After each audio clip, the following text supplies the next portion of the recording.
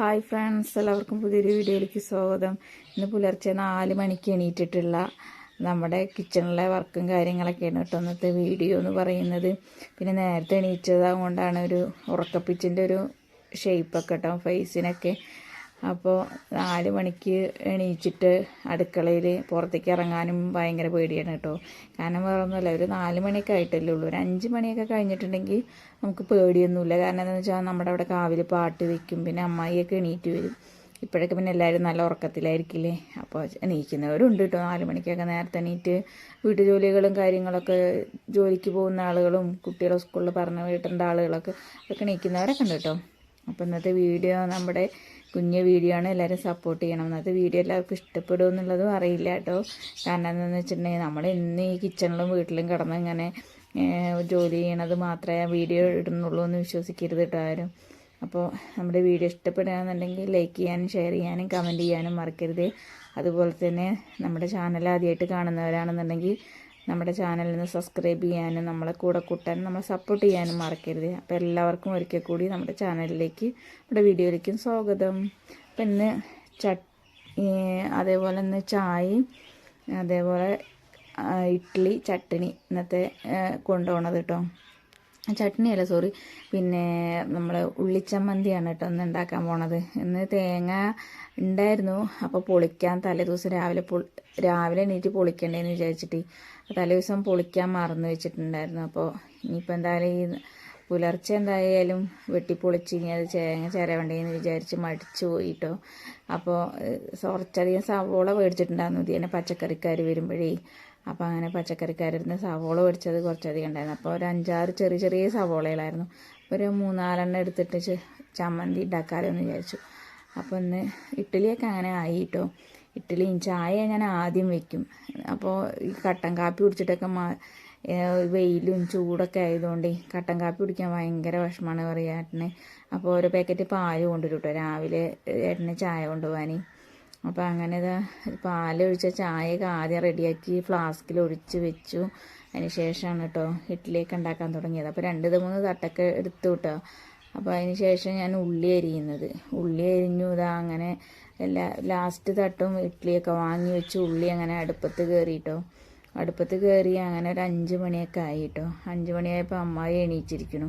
അപ്പം അമ്മായി എണീച്ചാൽ പിന്നെ പേടിയില്ല. എന്താണെന്ന് വെച്ചാൽ പിന്നെ ആളായാലോ സംസാരിക്കാനും കൂട്ടിനൊക്കെ പുറത്തൊക്കെ ഒരാളുണ്ടാവുമല്ലോ.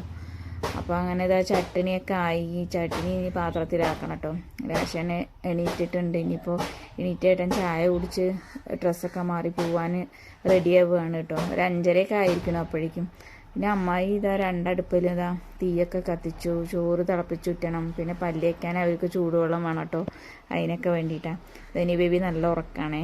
അപ്പോൾ ഇനി വണ്ടിയുടെ ശബ്ദം കേട്ട് ഇനി അവളോ എണീക്കുമോ എന്നുള്ളത് അറിയില്ല കേട്ടോ. അപ്പോൾ ഞാൻ ചേട്ടനോട് പറഞ്ഞു വണ്ടി ഇങ്ങനെ മുറ്റത്ത് നിന്ന് തന്നെ ഷാർട്ടാക്കാതെ മെല്ലെ ഇങ്ങനെ അങ്ങോട്ട് കുറച്ച് തള്ളിക്കൊണ്ടുപോയിട്ട് പോവാനേ. അപ്പോൾ പാവമായിട്ട് രാവിലെ തന്നെ വണ്ടി തള്ളുകയാണ് കേട്ടോ. അവൾ എണീറ്റ് പിന്നെ ഒന്നിനും സമ്മതിക്കില്ല. ഇപ്പോൾ രാവിലെ ഉണ്ടാക്കിയതിൻ്റെയൊക്കെ ഇനി പാത്രങ്ങളും കാര്യങ്ങളൊക്കെ കഴുകാനുണ്ട്. അപ്പോൾ ആ പാത്രങ്ങളൊക്കെ കഴുകി വെക്കണം. എന്നിട്ട് തന്നെ ഏട്ടൻ കുറച്ച് അവിടേക്ക് എത്തിയപ്പോഴേക്കും അവൾ എണീച്ച് നിൽക്കുന്നുണ്ട് കേട്ടോ. പിന്നെ ഞങ്ങളത് കഴിഞ്ഞ് പിന്നെ കുറച്ച് നേരമൊക്കെ അവൾ കളിച്ചു. പിന്നെ അവളെ കുളിപ്പിച്ച് അവൾക്ക് കഴിക്കാൻ കൊടുത്ത് പിന്നെ ഒരു 10 മണി ആവുന്നേ ഉള്ളൂ. അപ്പോഴത്തേനൊക്കെ അവൾ ഉറങ്ങി കിട്ടുമെന്ന്.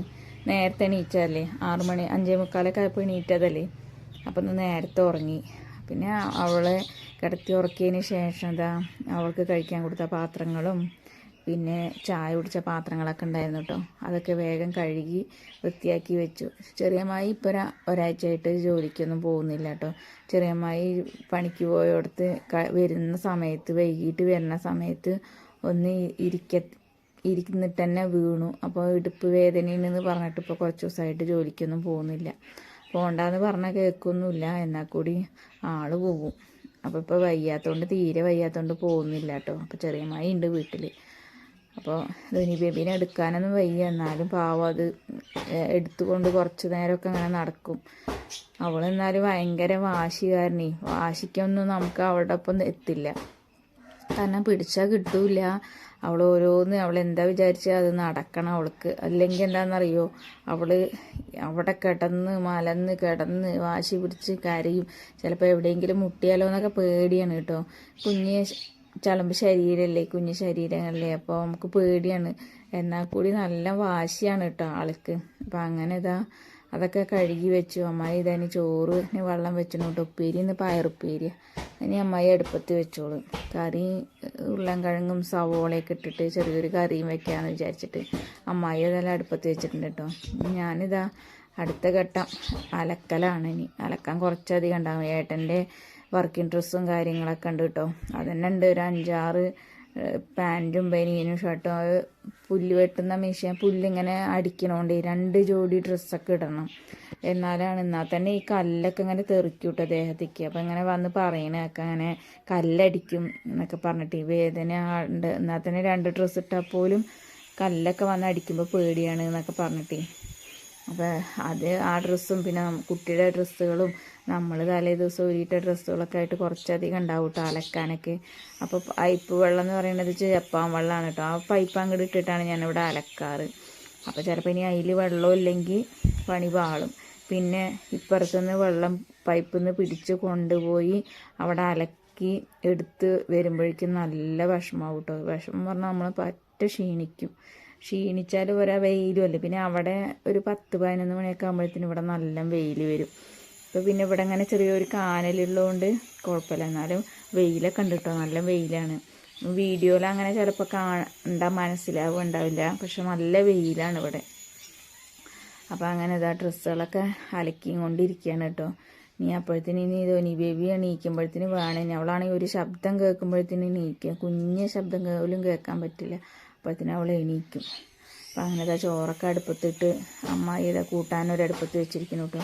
ഞാനങ്ങനെ അലക്കലൊക്കെ കഴിഞ്ഞു. അലക്കി കുറച്ച് അവിടെ കൊണ്ടുപോയി വിരിച്ചിട്ടു ഏട്ടൻ്റെ വർക്കിംഗ് ഡ്രസ്സുകളൊക്കെ. അതിന് ശേഷം പിന്നെ വീട്ടിലിട്ട ഡ്രസ്സുകളും എല്ലാം കൂടി അലക്കിയെടുത്തത് കേട്ടോ.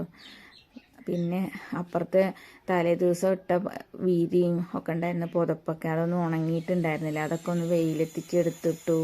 പിന്നെ ഇപ്പം അലക്കിയ ഡ്രസ്സുകളും ഒക്കെ അകത്തന്നെ ഇട്ടു. പുറത്ത് എവിടെ ഇടാൻ പറ്റില്ല.